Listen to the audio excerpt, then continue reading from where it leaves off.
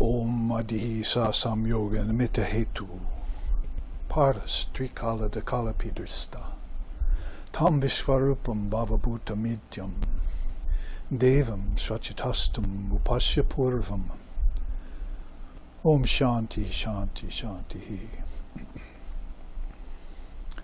Meditate upon the Lord as thine own self, seated in your heart, who appears to you as the universe and is the ultimate source of all living beings. Perceive that one as the primal cause of the relationship between matter and consciousness, and as the partless divine entity who transcends the three phases of time, past, present, and future. Om peace, peace, peace.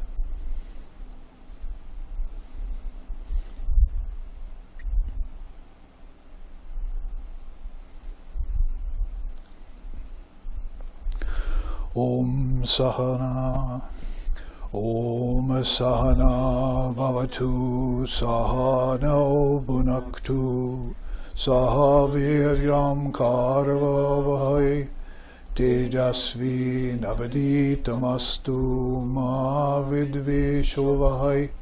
Om Shanti Shanti Shanti.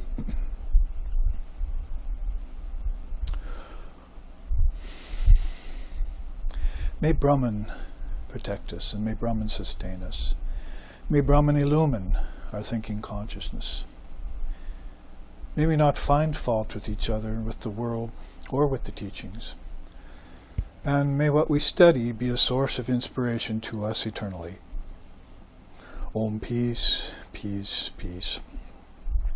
May peace be unto us, and may peace be unto all. Om Hari Om.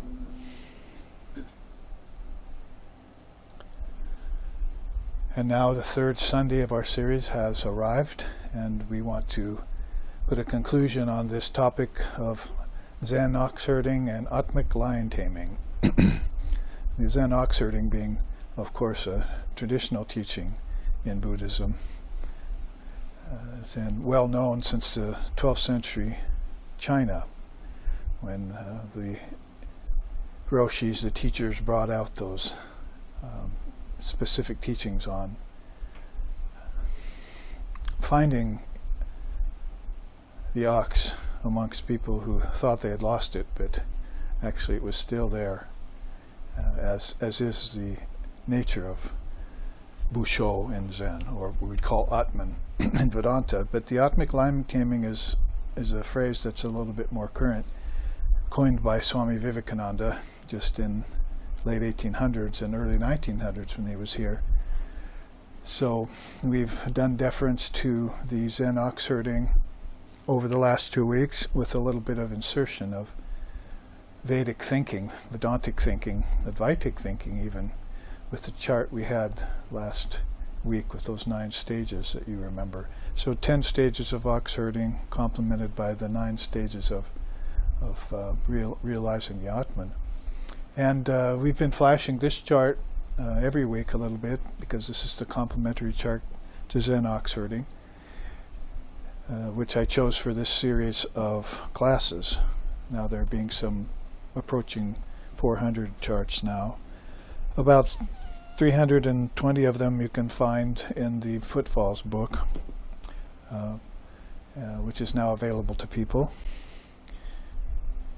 And you can chart the scriptures with the ancient rishis all the way back to millennia prior to the Christian age, which we are all looking keenly at nowadays to find clues to problems in the present, contemporary times, maybe the beyond solution in problems when you find the Dharma, particularly when you take it from Dharma to a deeper level called Atma Gyan, or Brahma Gyan. That is when the Dharma gets meditated upon and matured inside of your thinking process. Manana means mind, and manana means to roll it around in your mind. So when that happens, then you'll have this transition into clear understanding. Khyati, both Buddhism and Vedanta use that Sanskrit word. It means clarity, basically. So you'll get a clarity around the teachings that in the beginning just interested you and attracted you, maybe, which is a good thing.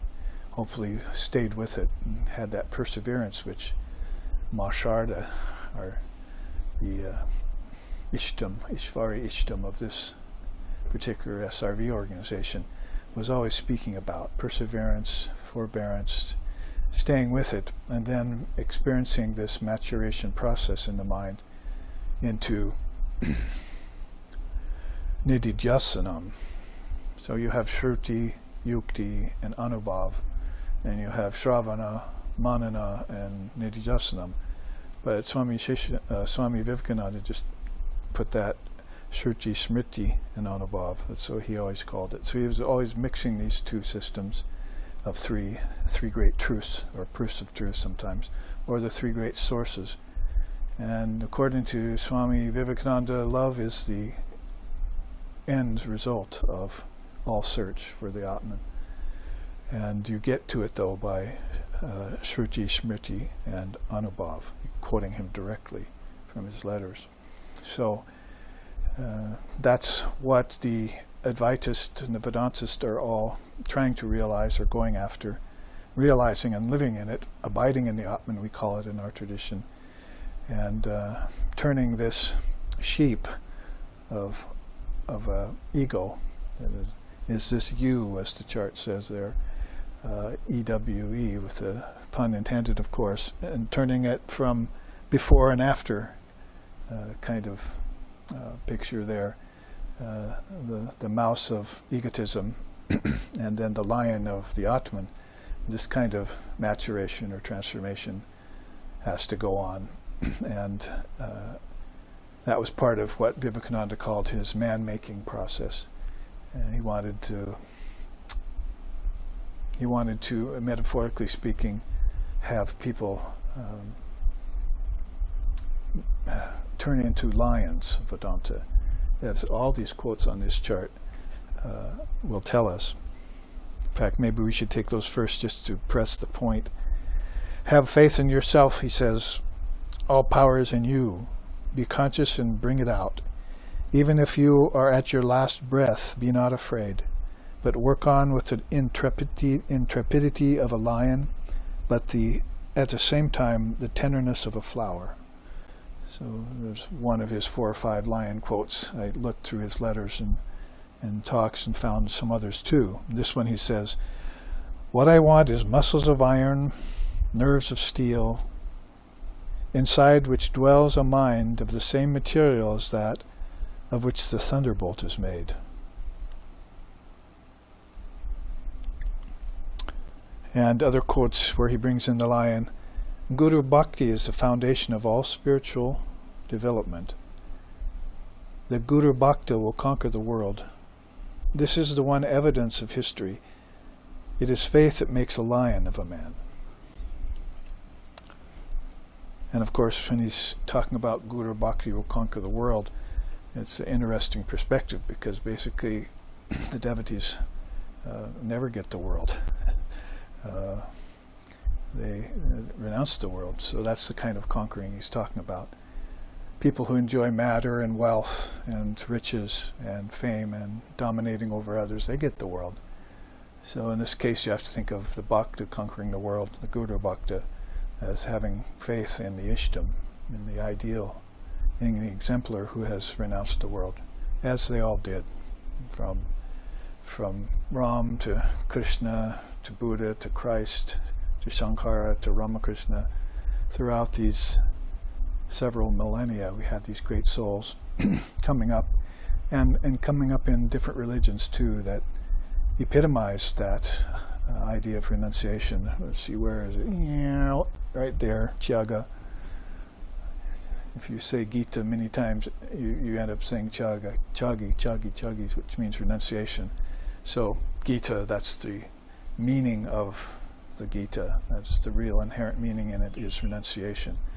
whereas other people are saying it's work, karma, some are saying it's bhakti, love, and others saying it's sannyas and so forth.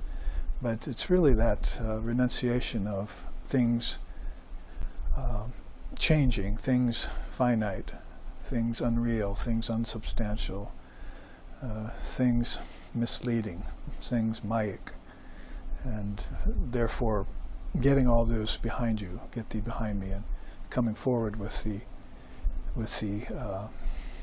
intrepidity of a lion, and but keeping the tenderness of a flower. So I think that's also a nice Zen koan, Vedantic koan in Zen. You have these beautiful koans in Zen which express the inexpressible very well, and those are intended, for you to do your manana on, and then you'll go and ferret out the meaning, and then go and have zazen, and then you'll have a break and take time alone with the roshi, and then he'll ask you what the meaning of the koan is that you've been thinking about. So cutting the mind on that is the same in Vedanta. We do it with the Dharma teachings and manana. So intrepidity of a lion, the sensitivity of a flower, tenderness of a flower, these are statements that were perfectly Zen-like in Swami Vivekananda's wordage. He says here, just to get all of the quotes through so we can go on to teachings here, let there be but a dozen such lion souls in each country, lions who have broken their own bonds, who have touched the infinite, whose whole soul has gone to Brahman, who care neither for wealth nor power nor fame, and these will be enough to shake the world. And he, of course, is talking from experience, because he was part of 16 such lion souls. The birthday of one is which of today. Swami Niranjanananda's birthday is today, and he's one of the 16 direct disciples of Sri Ramakrishna Paramahamsa. So there was a lion that helped shake the world, along with his 15 brothers. And we had a good handful of them come here to the U.S. In the form of all of these great souls, lion-like souls, who right now still, I think, are shaking the U.S., the country, the America, and countries in Europe, trying to get them to wake up. See, because the song in India says, "Oh, mind, you walk around sleeping. When you're waking, you're sleeping. When you're sleeping, you're sleeping. When you're in deep sleep, you're sleeping. When will you ever wake up?"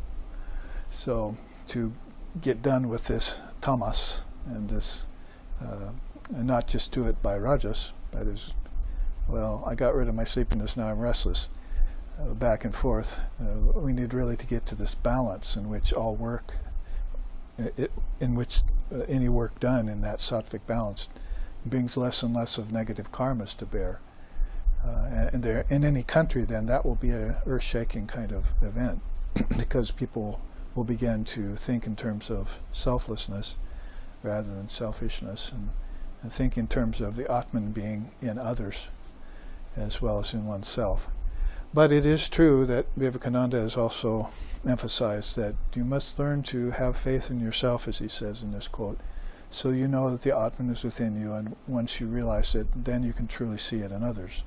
So there is a way of proceeding, and we call that in Vedanta method.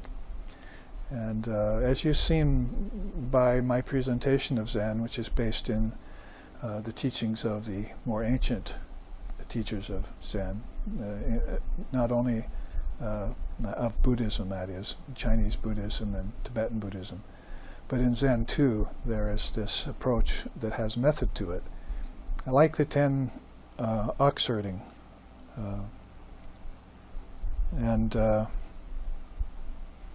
What are they? We seek the ox. I'll go through this real quick again so we can face it off. Then you find the tracks if you seek it. Then you glimpse the ox. Finally you catch the ox. And you tame the ox. You ride the ox home. Then you forget the ox. And that's, of course, in the most positive way, because you forget there's two-ness between you and yourself. And then the ox and self are both forgotten. You even forget yourself, which is typically Buddhist.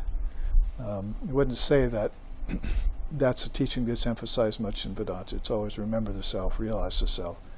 But Buddhism takes that tact of, which actually isn't all that different from Advaita Vedanta, that you would forget both the non-self and the true self, because you would go beyond any sense of individuality, so there could be no self.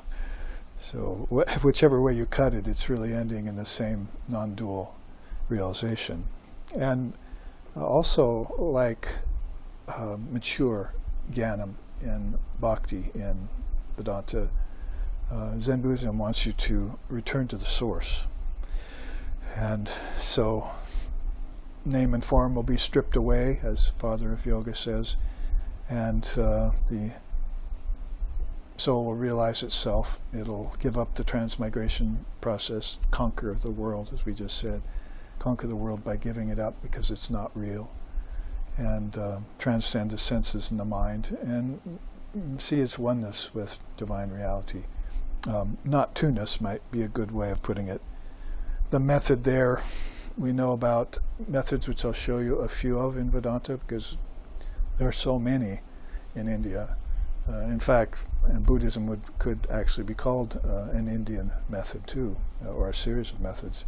But here it's studying snow conditions, as the koan says. And it's so you are aware of the changes of weather. That means everything outside changing, and you have to be prepared for it.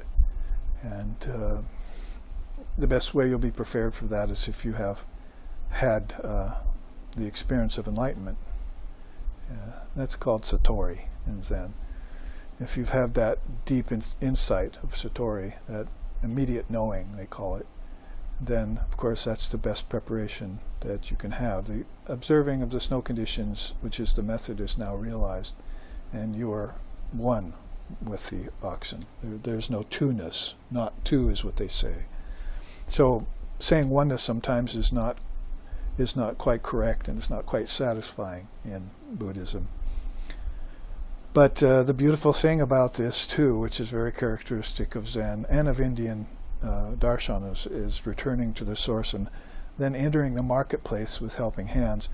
I think that's why Vivekananda epitomizes the perfect integration of the four yogas. You could find the four yogas all along this tract.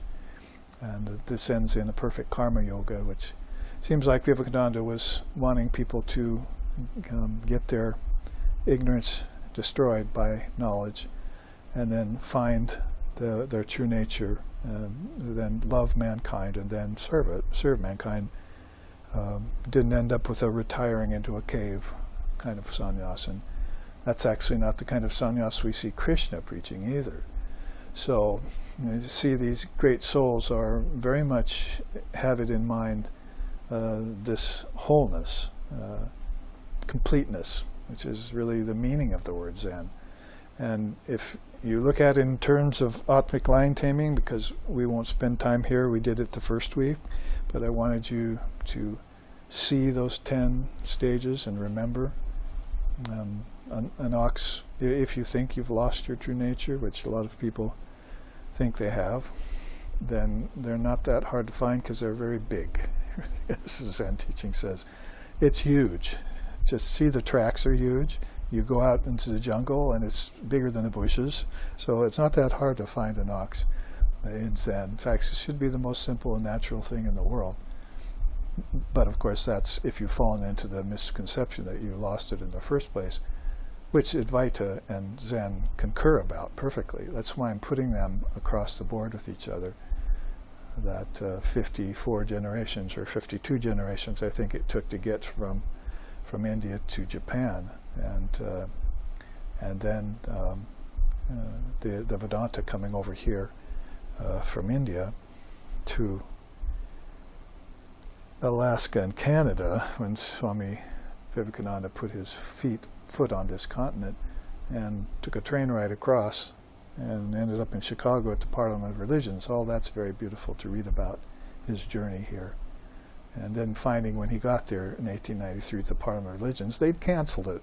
So he went through all sorts of tests and challenges, like sleeping in a boxcar in a railroad station one night, and then having the grace of God step in and being recognized by just walking through a neighborhood, being recognized by a woman. Oh, are you a Swami? Are you Vivekananda? So brought him in the house, and he found his two great friends who helped reintroduce him to the Parliament religions that had been postponed a while, and gave him all this confidence that he was in the perfect place at the right time.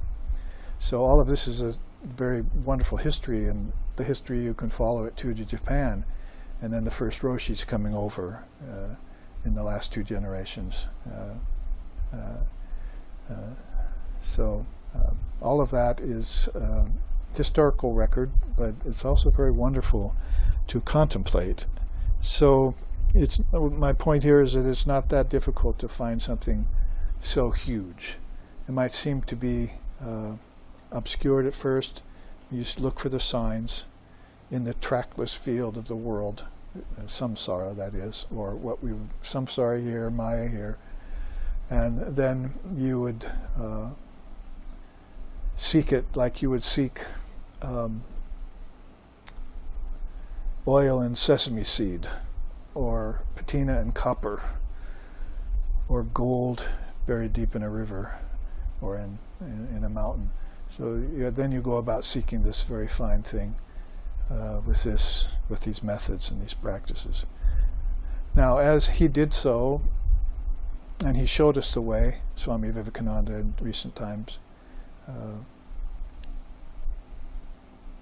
he had some certain favorite teachings that emerged. And so when I was reading things like his letters and, of course his 4 yogas, and then a lot of his complete works, which comes in how many volumes now, I think?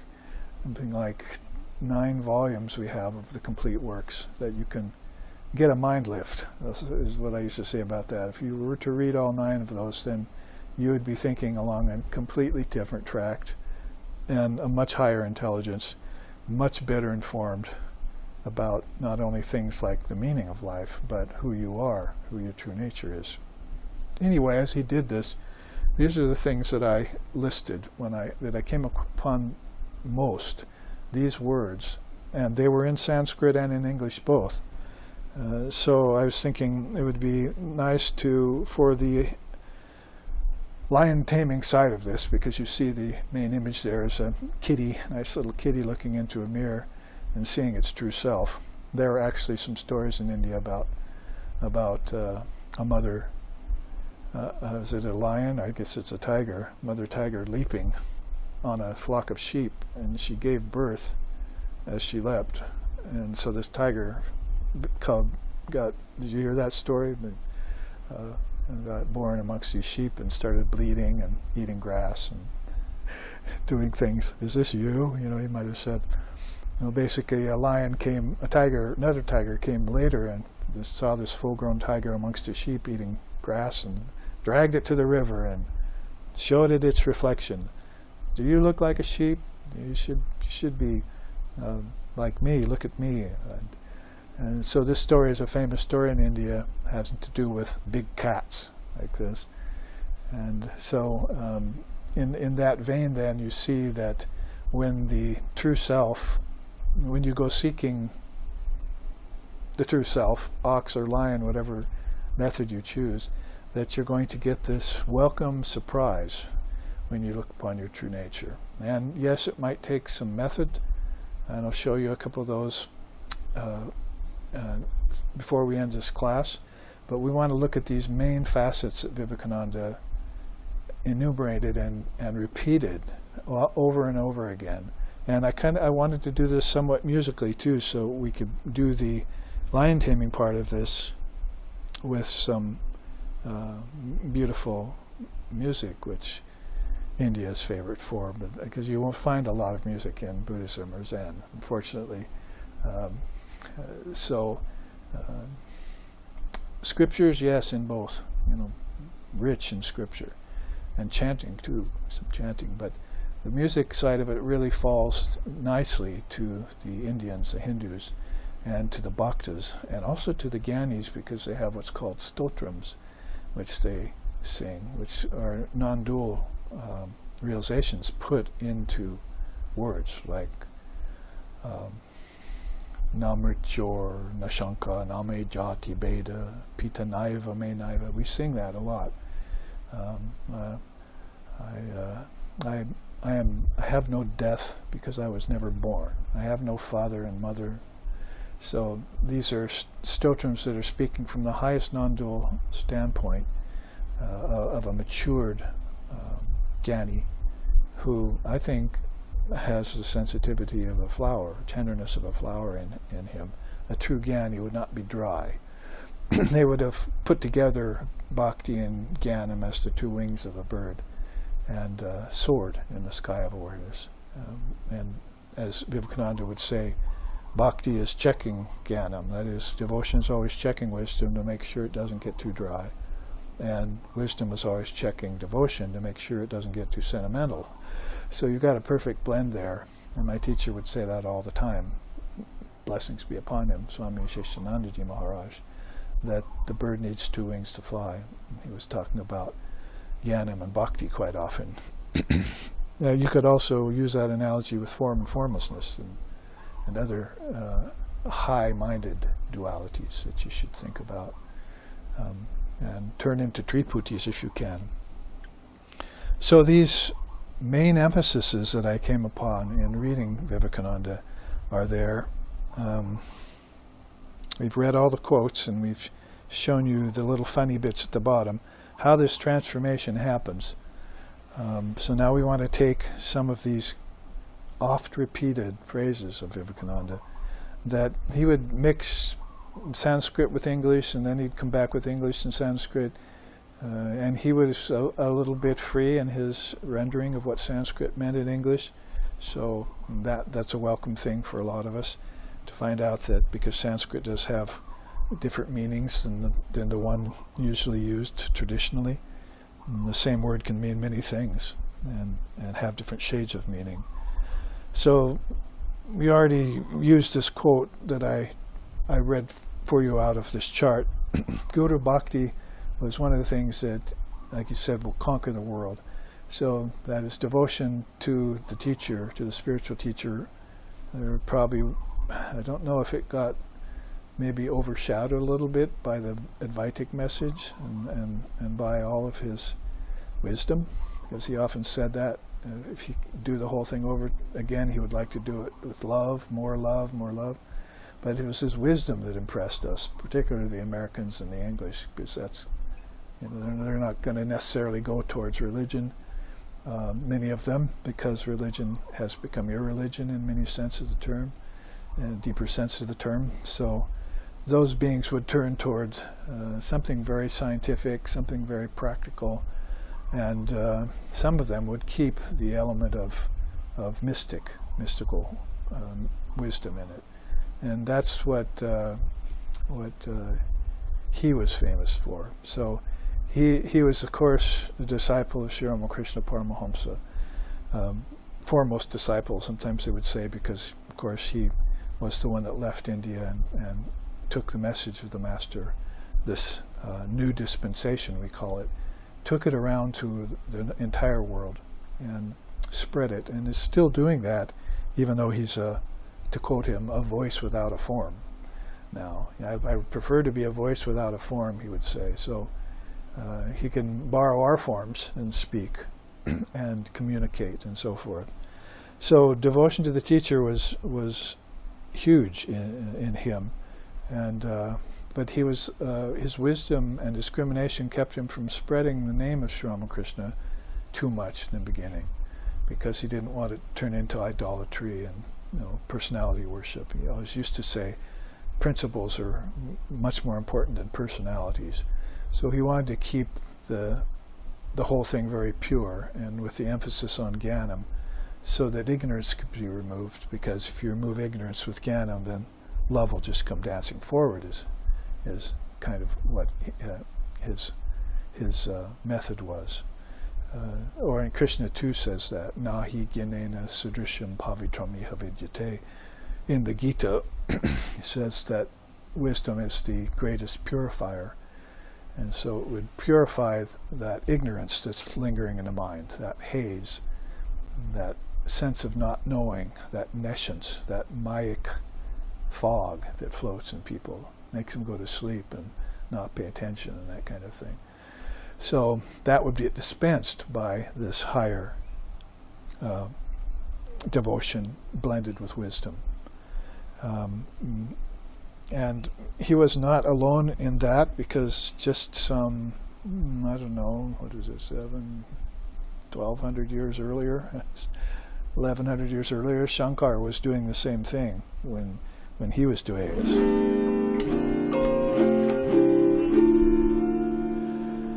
Guru Charanam Bhujanir Vara Bhaktaha Samsharadacharad Bhava Muktaha Sendriya Manasa Niyama Devam Drakyashi Nilataya Hayastam Devam Bhaja Govindam Bhaja Govindam Bhaja Govindam Mudhamate Samprapte Sanihite Kale Nahi Nahi Rakshati Dukarin Karane.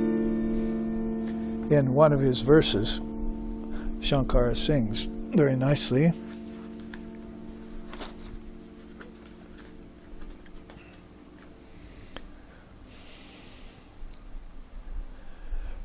Through deep devotion to the lotus feet of your preceptor, become released soon from the transmigratory process. Thus, through the discipline of mind and senses, you will finally behold the deity who resides in your own heart. What a perfect blending, and it works in English just as well as in Sanskrit.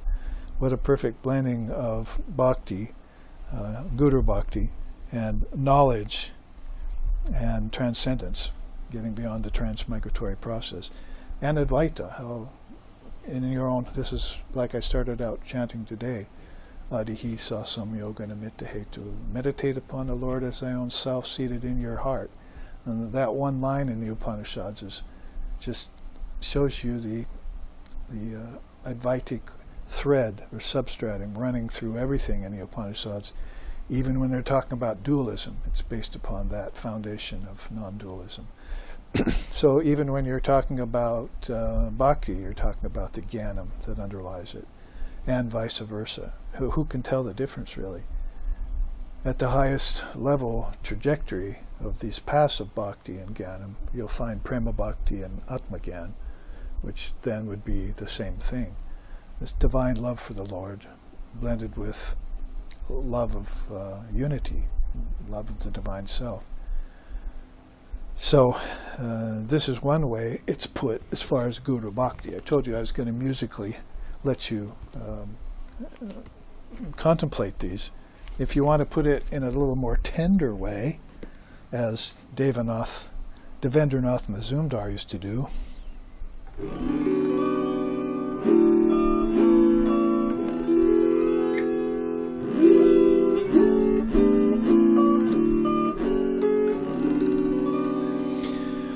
Bhava Sagaratarana Karana He Ravi Nandana Kandana Bandana He Sharanagata Kinkara Beta Mane Guru Deva Dayakara Dina Jane.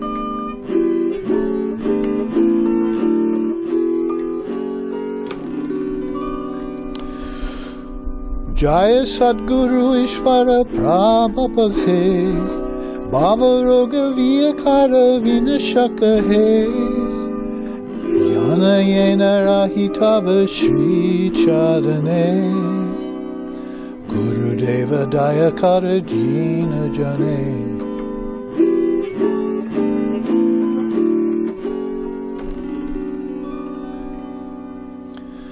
He sings beautifully about the Guru here, and he sings, O Supreme Master, you are the means by which to cross the ocean of this world.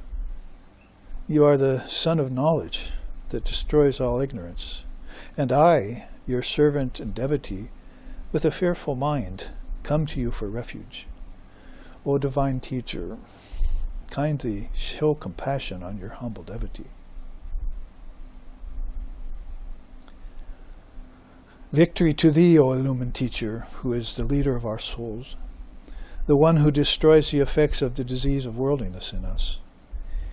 May my mind readily remain fixed upon your holy feet of sanctuary. O teacher divine, kindly shower compassion on my humble devotee. And he has beautiful other Kula kundalini goma banjaka he Redu granti vidarada karaka he Mama manasa chanchala ratradine Guru deva daya karadina jane Guru deva daya karadina jane.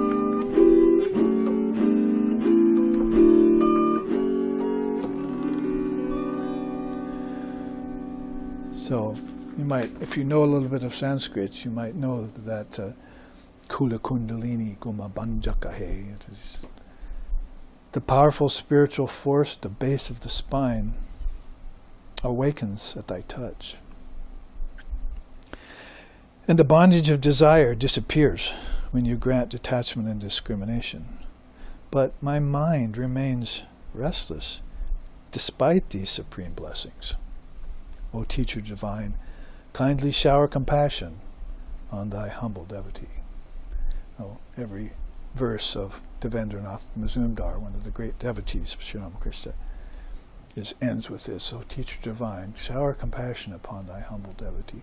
But mixed with all of this great Guru Bhakti that's pouring forth from him in this way through a kind of a stotram or a bhajan, is all this wisdom about that he knows about. That he knows that this kundalini is stored at the base of his subtle spine, not his gross spine. It doesn't run through bones. It runs through lotuses. So if you raise it up, then it with various methods like breathing, taking mantra over your food and turning it into prasad, and meditating, reading scripture, all these various methods which are prescribed really both in Zen and in Vedanta, then this force will rise. The Kundalini Shakti, will rise in you. And then Amrit, you see, even a drop of this nectar comes up, and then turns a god into a man, and a woman into a man into a god, and a woman into a goddess, and also a kitty into a lion. So all of this can be put nicely in terms of bhakti too.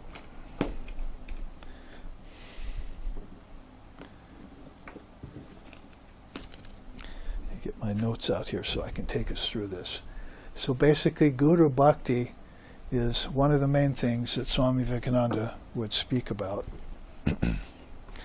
Next on the list there, Shakti Vandana. By the way, thank you to Vandana, who wrote in today. Vandaniya wrote us a beautiful card. She's listening in on this class.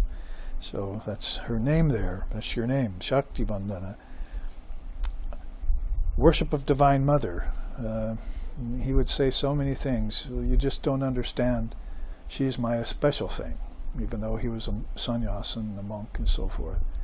And other times he'd say, there be no awakening for the world unless Shakti's worshipped. So, like his master, he had a very keen eye towards the presence of Divine Mother and her role in the Kali Yuga of helping to awaken people. As the Sangha's there, even by a touch, because Swamiji experienced that from Sri Ramakrishna when he was in his teens. Just a touch awakened him to a very powerful experience, which he wasn't quite ready at that age to feel the intensity of. But it's much like Arjuna on the battlefield with Sri Krishna. There's even songs written about that. This similarity of the awakening of Arjuna by the touch of Krishna and the similarity of the awakening of Swamiji by Sri Ramakrishna. There's verses in a song that are comparing those two side by side. So that not that much time has passed, I guess, 5,000 years or 4,000 years since it happened on the battlefield of Kurukshetra, and then it happened in Kolkata in India. So this worship of the Divine Mother also can be very nicely sung. And be nice to hear it from somebody like Devendranath Mazumdar, but you could also hear it from somebody as humble as myself when I wrote this.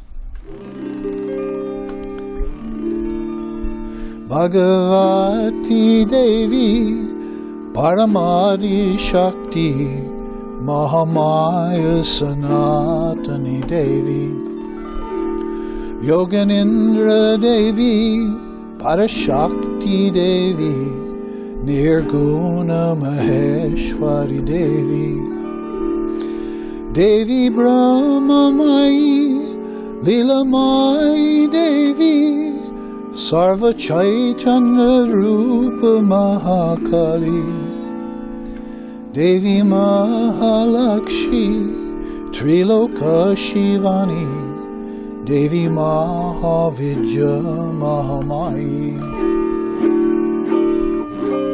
Shri Devi Padam Shri Devi Padam Shri Devi Padam Shri Devi Padam.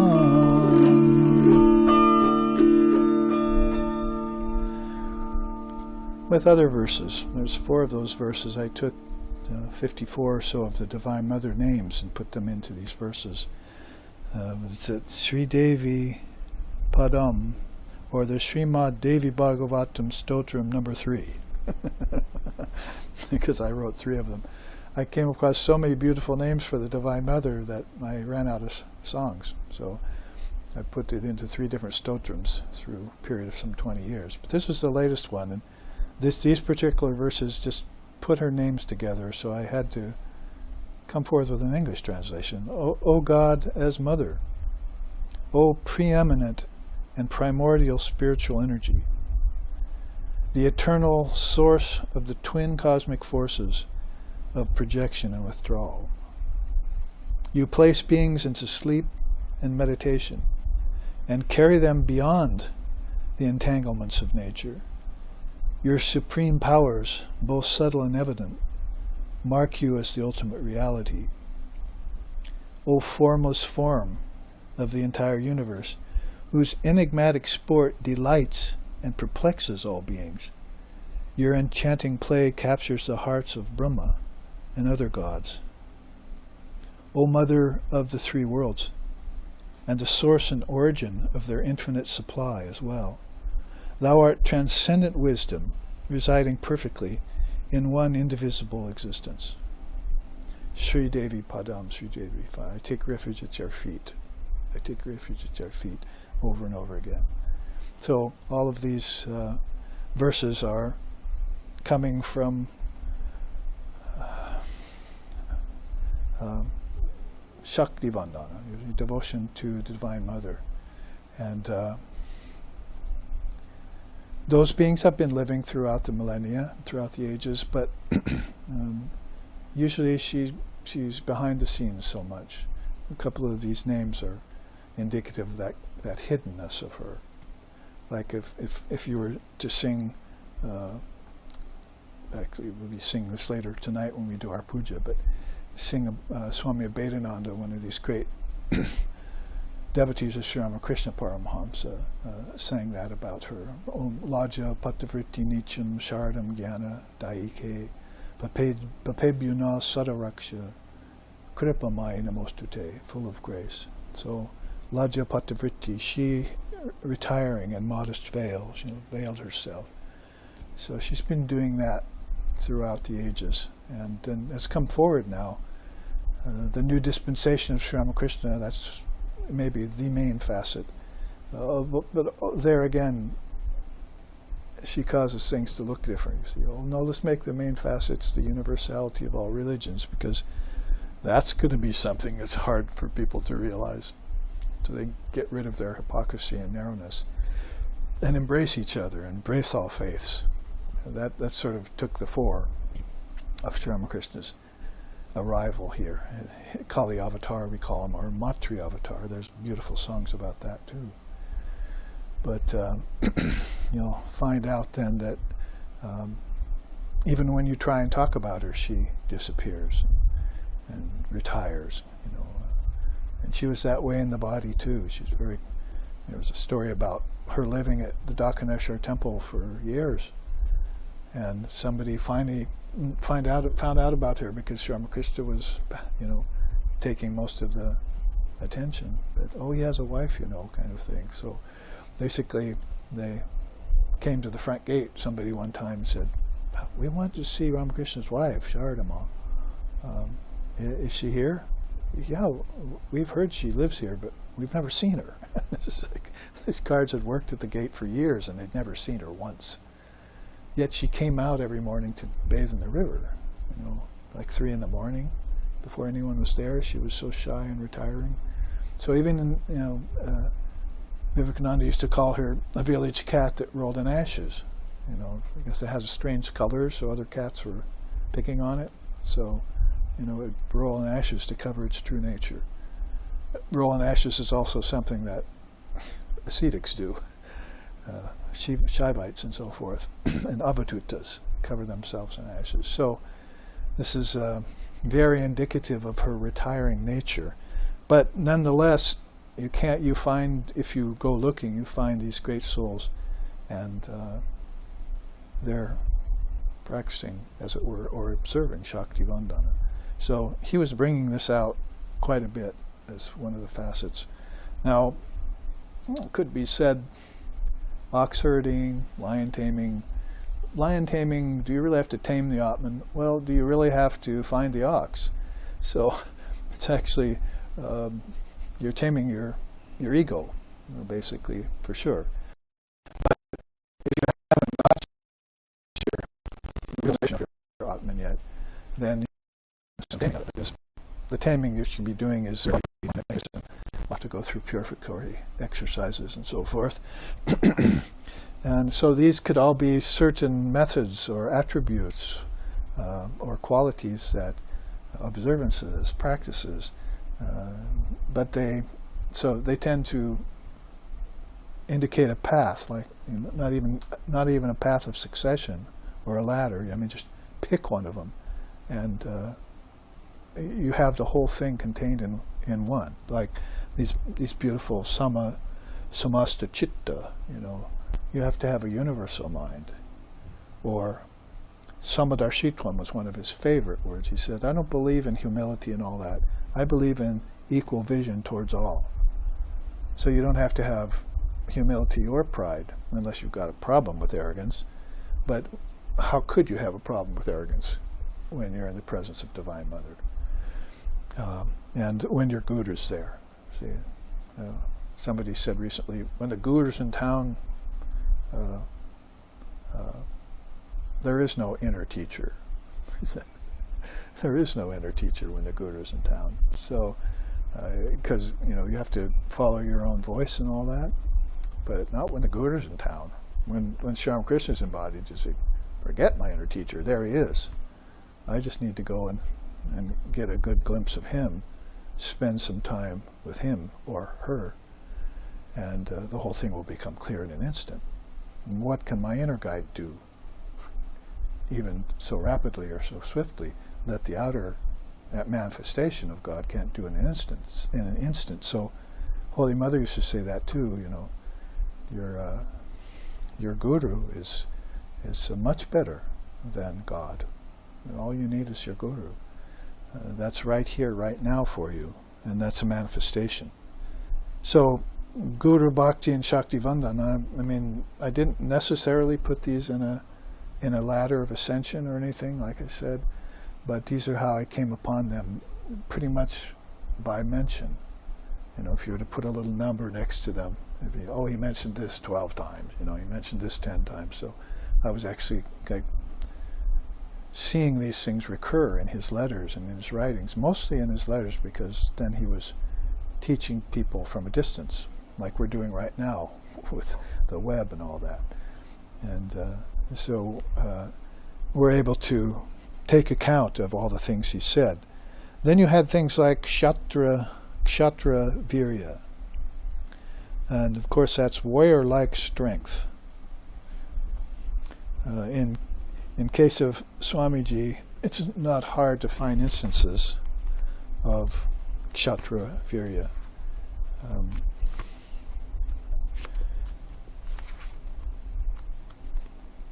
And quite often this is noticed by other people too. It wasn't just a matter of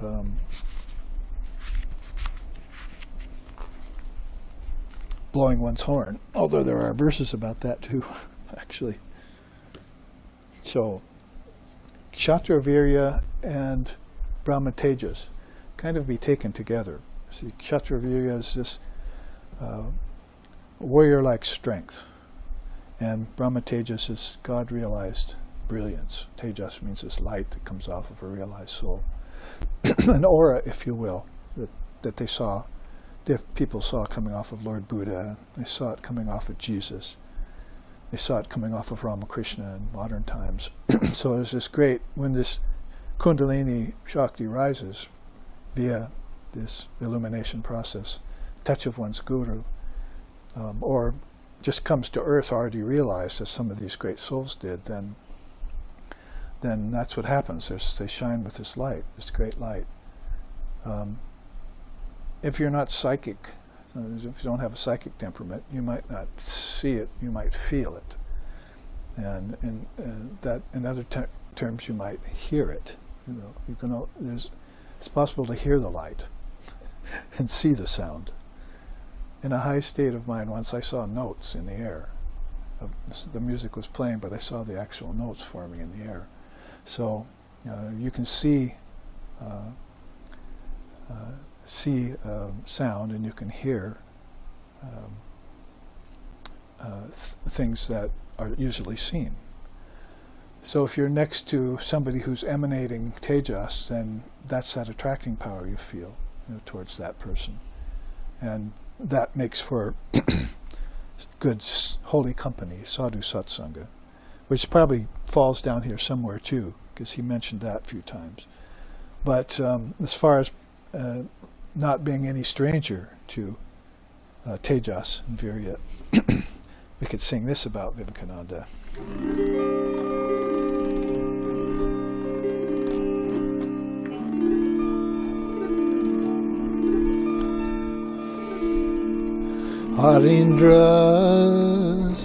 Harindras chestitai kalagno gayanai parigyan arbudo vadarashi darshanai yatrinjo shakti bir bhavanyam nastikim vivekanandate Prabhati Pranjali Narendra Shashave Narendra Yomane Narendra Kridane Narendra Shikshane Narendra Palane Narendra Hyarpane Vivekananda Te Prabhati Pranjali,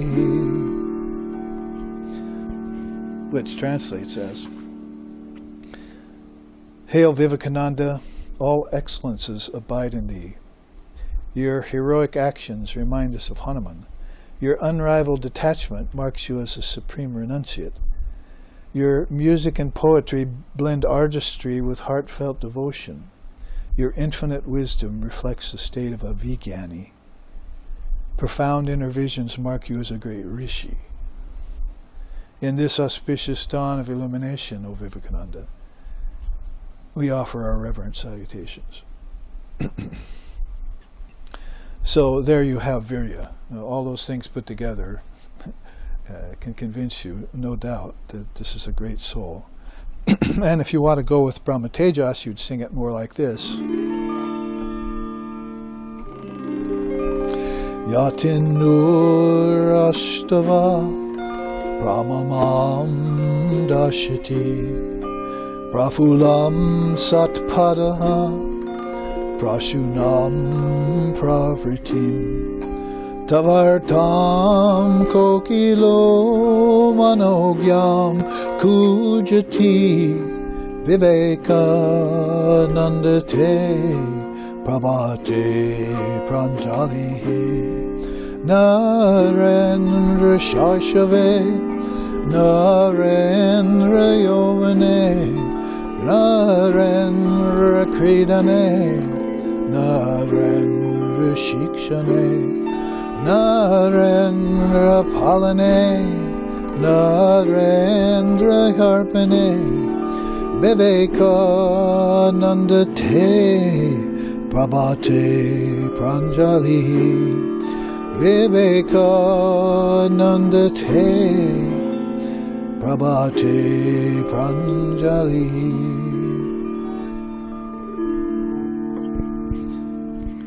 In terms of Brahma Tejas, O great renunciate Vivekananda, this is light, shining with light. Aruna, the Deva of dawn, who grants morning's light, offers you his obeisances. So the whole sun, Aruna, the god of dawn, rises for a perfect soul like that.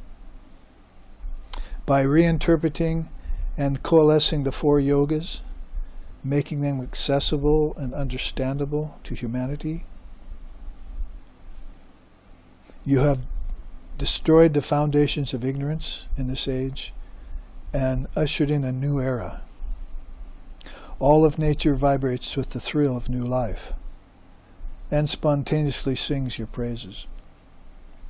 Like a blooming flower swarmed by bees, all beings are seeking refuge in thee, the perfect man. In this auspicious dawn of illumination, O Vivekananda, we offer you our abundant salutations.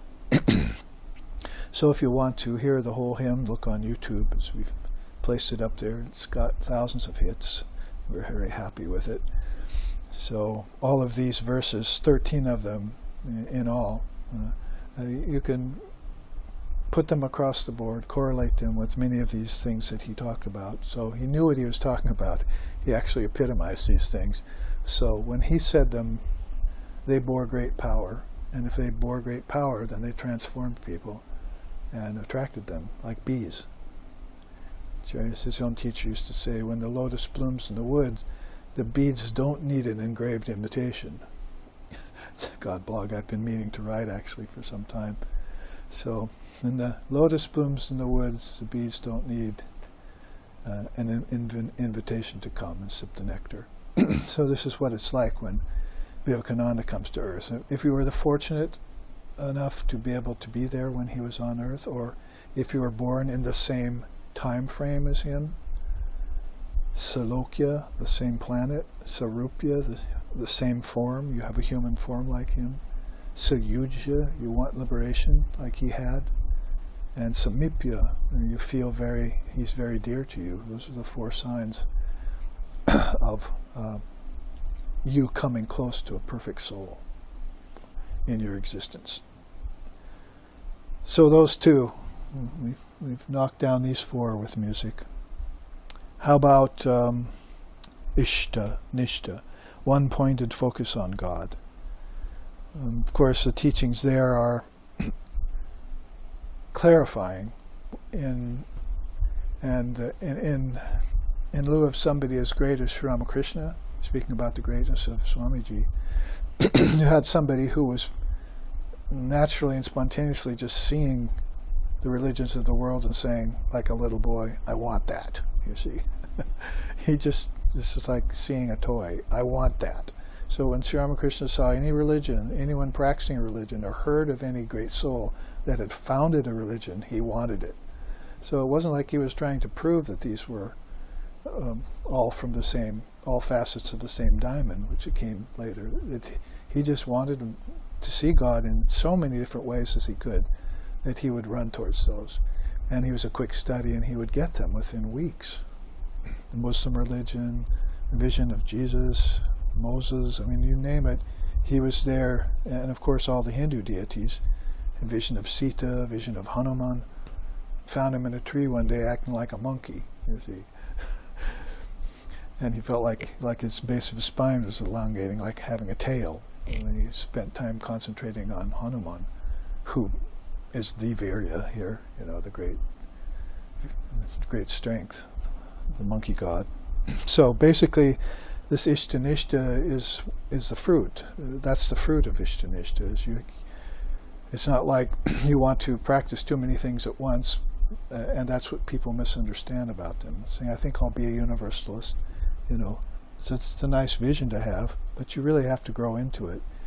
And when you look at his life, you see that he practiced one at a time in order to get that fruit. He didn't mix and match kind of thing, which people are sometimes trying to do, and having very upsetting results, especially when she rises. I mean, if the touch of a great soul, if Kundalini starts rising in you, and you're not prepared, or you're spiritually promiscuous, you could say, because here we're putting together two great traditions coming out of the same motherland, that is Mother Bharat, Mother India, then you have to make sure that your methods and your practices are falling in line with your abilities and your capacities. And so this is something that needs to be exemplified, so that these great qualities can mature in you and not get mixed. And you'd be a jumble of undigested spiritual moods, to quote Sri Ramakrishna. Oh, he's a jumble of undigested spiritual moods. So that's not what you want. You want Ishtanishta. And when you get that permission from your Ishtam, all right, like the Buddhas needing to be accepted by other Buddhas. All right, you've reached the Pure Lands. You can now practice this. You can now do this. Until before that, if they don't have the authority of the other Buddhists, and they can't do that. So there's a pecking order in spirituality, inner life too. So that's important to note. There are many, many things I could sing, but I think in the time we'll go on. There's abhaya next, fearlessness. It means, bhaya means fear, abhaya means fearlessness. So you have this, Mother Kali is actually one of the mudras on her forearms, is the fearlessness mantra. So if you want to sing about fearlessness in a way that makes it a little bit easier to understand, that's no problem. In our tradition, in Vedantic lion taming, they have all sorts of ways of expressing these beautiful teachings, like, say, this one.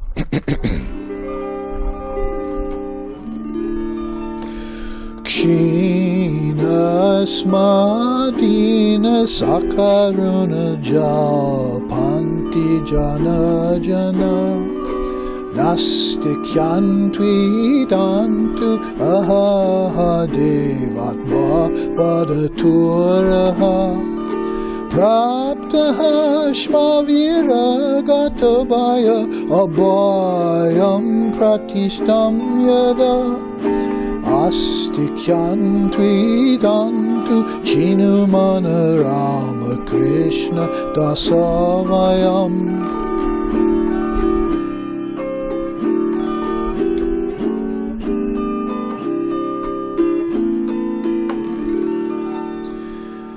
We will crush the stars to atoms. We will unhinge the universe of name and form. Don't you know who we are? We are the children of Sri Ramakrishna. So there's, this is called abhaya pratistam. Pratistam means to be in a steady state. So to be in a steady state of fearlessness is abhaya pratistam. And going on talking about weakness, he says, "It's only the foolish attached to their bodies who piteously cry, 'We are weak, we are lowly.' All this is atheism. Now that we have attained a state beyond fear, we will abide in our immortal nature forever and become heroes." Shining with Brahma-tejas and having that great, all of these qualities. So like I say, this is coming straight from someone who epitomized these and who is then promoting them and trying to encourage us to attain them too.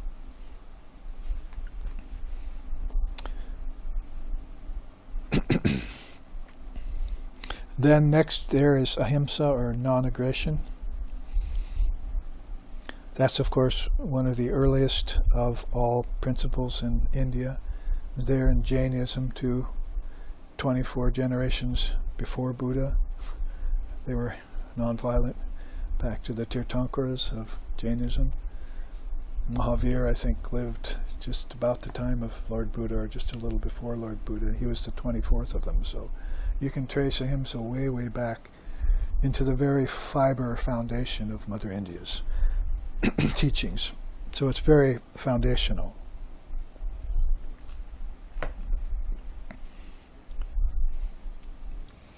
Non-violence. And moving on, so we use the time in this half, tyaga, mature renunciation. That's also a very powerful, as I mentioned at the beginning of the class.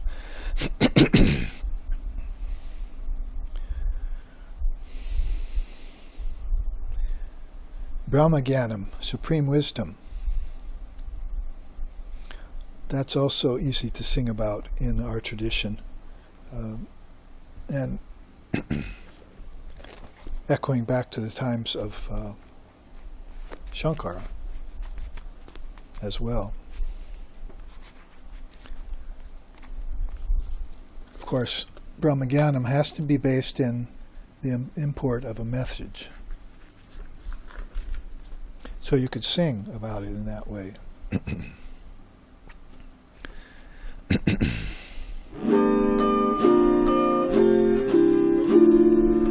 Jyayam Gitam Arasahasram Jyayam Shripati Rupam Ajasram Jyayam Sajana Sange Chitam Jyayam Dina Jayanai Shavitam Bhaja Govindam Bhaja Govindam Bhaja Govindam Mudhamate Samprapte Sanihite Kale Nahi Nahi Rakshati Dukrin Karane.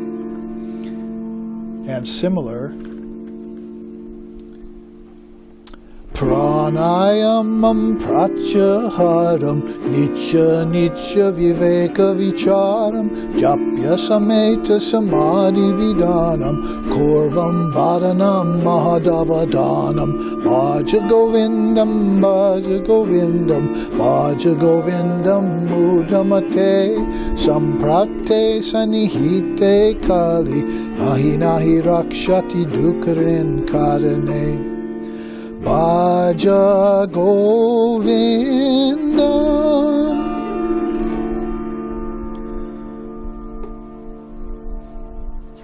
Shankara and his disciples, speaking about lions who shook the world, particularly with their Shaivism based in Advaita and the secret behind them, again, Shakti, because they were Samayachara Tantrasists as well as Advaita Vedantists, so they worship Shiva, and Shankara wrote hymns to the Divine Mother. So this first verse tells us about this, what we're talking about here, this Brahma-gyanam and what leads to it.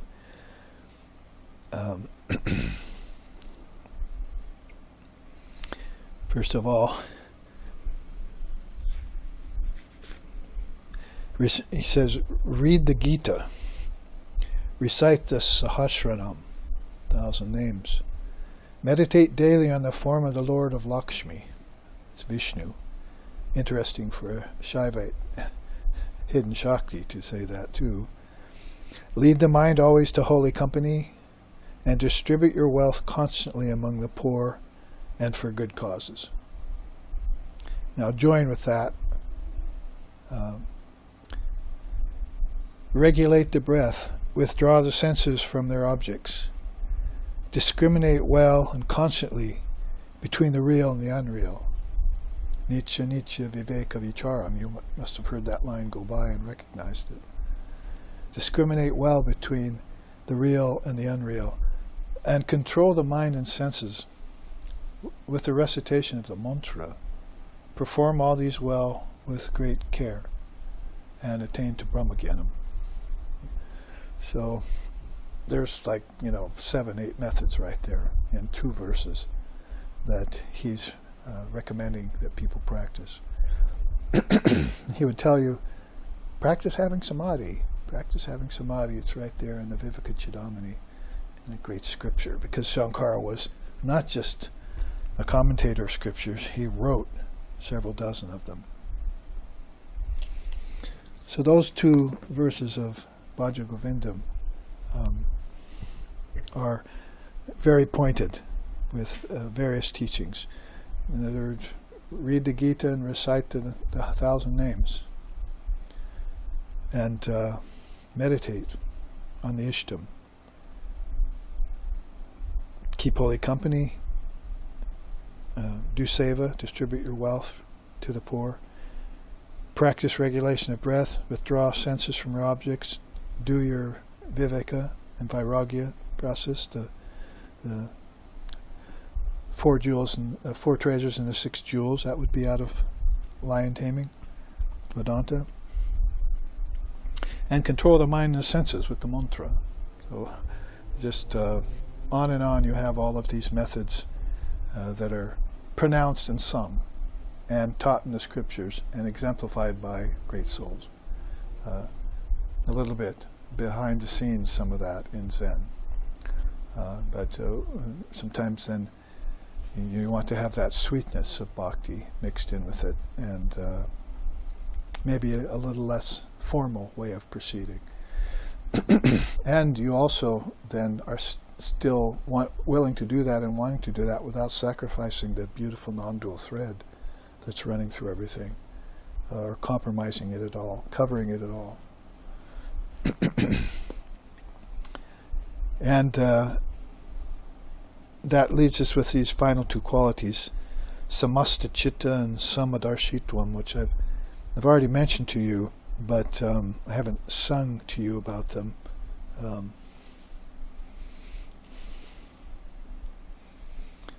Yeah, and I do have a few ways of singing that too. So samasta chitta is this universal mind. When you hear that word sama, which again is back to the 6 treasures, sama, dhamma, uparate, titiksha, samadana. Sama is run through there, and you'll find it also running through the scripture of Lord Vashishta. Samanvaya Mahacharya is a chant about Sri Ramakrishna, that you're putting together everything into an integrated whole, or it always was an integrated whole. Now you want to take it apart in front of us, put it back together to show us how to do that. See, it's very much like ox herding. Come out of my hut and I mistakenly think my ox is gone, so the picture is not whole to me.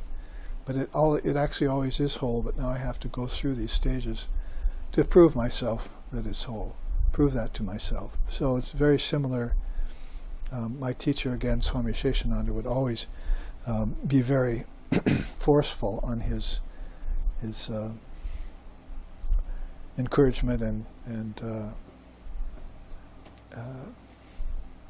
emphasis on method. Why, what, where, and when, the W's and so forth. But he said those are rather circular in Maya, but who is a good W. See, who am I? Atma Vichara, just mentioned here. But what most people don't know is how is a very important question. They think that they can just get rid of Maya, what, where, when, and why, and just jump to who am I without how. But the method is very important, And that's why Swami Seshanandaji used to start almost every one of his lectures to us, I'm speaking to the American people. I mean, I wondered why he always repeated that almost every lecture. I am speaking to the American people. I thought maybe he had just kind of gotten into a habit of saying that, standing up in the podium, giving hundreds and hundreds of talks a year for 40 years to us, you know. I'm speaking to the American people, but it's pretty obvious now that he's coming down to speak to us. He's coming down the staircase to speak to us. He can't teach us Advaita yet because we're not ready yet. We'll misunderstand it. Just like Zen sickness. We saw 7 kinds of Zen sickness last week when we looked at that chart. So I am talking to the American people then in this way would mean that, you know, you're going to need to practice how. You're going to need a method. Don't think that you can be a Ramana Maharshi, or don't think you can be a Sri Ramakrishna, or don't think you can be a Swami Vivekananda just like that. By practicing lots of religions, or by saying who over and over again, you're going to have a method that you go through, step-by-step method. And isn't that obvious to you when your life is not reflecting peace, bliss, love, light, and so forth? Where are those things in your daily life? How easy are they compromised? How easy do you fall out of them and lose them? And are you conscious of them at all times, including in dream and deep sleep? Is your ignorance dead? So all of those things should be accounted for, and should be accounted for under the umbrella of a method. So until then, you can get to a place where it's obvious, like in the case of Jafar, for instance, if he sings about universal mind and equal vision, he would sing it like this.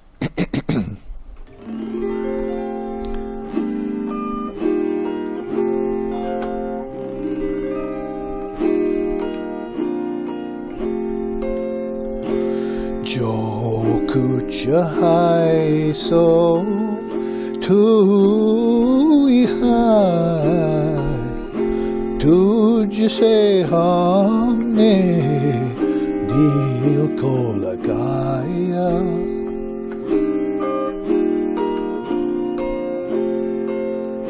Kya malaika cha insan, kya Hindu, kya Musalman, jaise cha तूने बनाया, जैसे चाहा तूने बनाया, जो कुछ है सो तू ही है, तुझसे हमने दिल को लगाया. He sings on and on. And saying about the same sidedness he sings. God and goddess, man and woman, Hindu, Muslim, Christian, all are brought together into existence by thy own inscrutable will, O Lord. What are these beings without you? They all exist in thee. And he goes on singing. Kava me kya, arder me kya, teri prastis, hoyegi sabaja, age tere shir, samone jukaya, age tere shir, sabone jukaya, jo kuch hai so tu hi hai, tujhse humne dil ko lagaya. Churches, temples, Kaaba, you know what the Kaaba is, right? all places of worship. You fashion them and cause all beings to bow down there. You have become the worshipper, the act of worship, and the place of worship. Nothing exists but thee. Matchless is your presence. I have found nothing in the three worlds which compares to it. Contemplating it, this humble sage Jafar has become illumined, and this simple truth has dawned upon his understanding, that nothing whatsoever exists but thee. This is called a ghazal, and so it's mentioned like there's stotrams and there's bhajans, and then there's kirtan, people sing, dance, same thing over and over again. And then there's these ghazals that are these kind of semi-classical songs with very deep spiritual meanings. They always tend to be very non-dual like that. They're not talking about Krishna, not talking about Ram, not talking about Allah, or not talking about any form or religion or method. But it's inferred in the oneness of this. And so there it is, perfectly exemplified, this equal vision towards all beings, whether they go to a church or whether they go to the Kaaba, the Muslims, or whether they go to the temple, or whether they go to the temple. It's the equal visionness of all. The Lord sees it that way. The Lord is the all-seeing eye here. Doesn't have a name, a form, a favorite religion, doesn't take sides in war, all that kind of nonsense. It's this universal all-seeing eye. And it goes together very well then with the universal mind. You might say that you'd have to have some samasti chitta. Chitta means thoughts. Your thoughts would have to be that equal in seeing. And you're going to have a method for that, to make sure that the mirror of your mind is wiped clean each day, Shankara says. In order to get to Samadarshitvam, which Vivekananda had in spades. That is this equal vision towards all beings. Same Atman or Bussho in all beings. So here we're going to end for our 15-minute break and come back after to finish up our third class on this series of Zen ox herding and Atmic lion taming. Jai Shri Guru.